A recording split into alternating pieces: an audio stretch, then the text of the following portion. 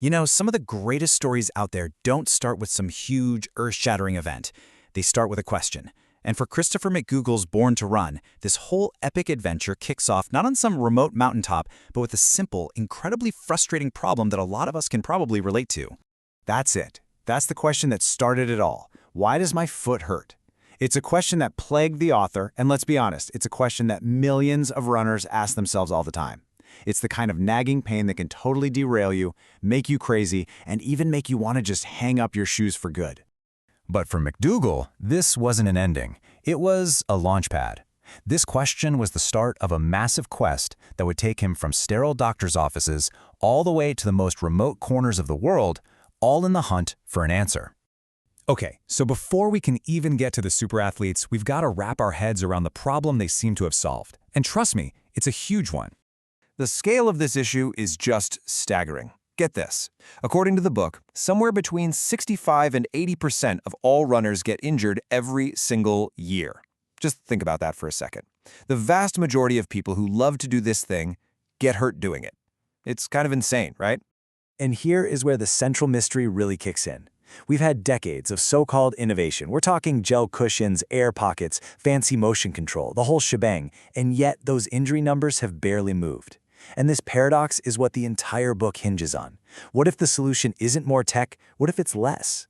So, McDougall's search for an answer to this mystery takes him far, far away from modern sports labs and deep into the rugged, unforgiving terrain of northern Mexico.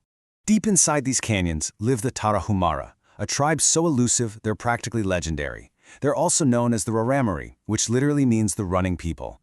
And they're famous for being able to run these truly mind-bending distances. I'm not talking about a marathon, I'm talking hundreds of miles, through treacherous mountains, often with nothing more than thin leather sandals on their feet. And they do it without the chronic injuries that seem to plague the rest of us. And this is where the story just comes alive. This is not some dry scientific investigation. It's a real-life adventure story, and it's filled with this cast of absolutely unforgettable characters. Each one is a true believer in their own, very unique running philosophy. Your guide into this hidden world is a guy called Caballo Blanco, which means the white horse. He's this eccentric, almost mythical American dude who basically just vanished into the canyons to learn the Tarahumara secrets. He's the gatekeeper, the guy who believes that modern running has completely lost its way, and that the Tarahumara hold the key to finding it again.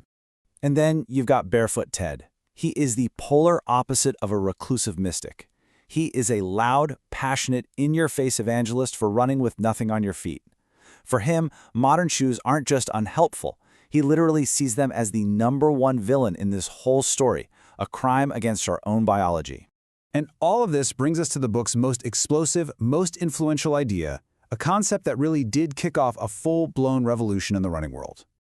The book starts dropping research, like stuff from Harvard's Dr. Daniel Lieberman, that proposes a pretty shocking idea. Those expensive, super cushion shoes we all depend on, they're actually the problem.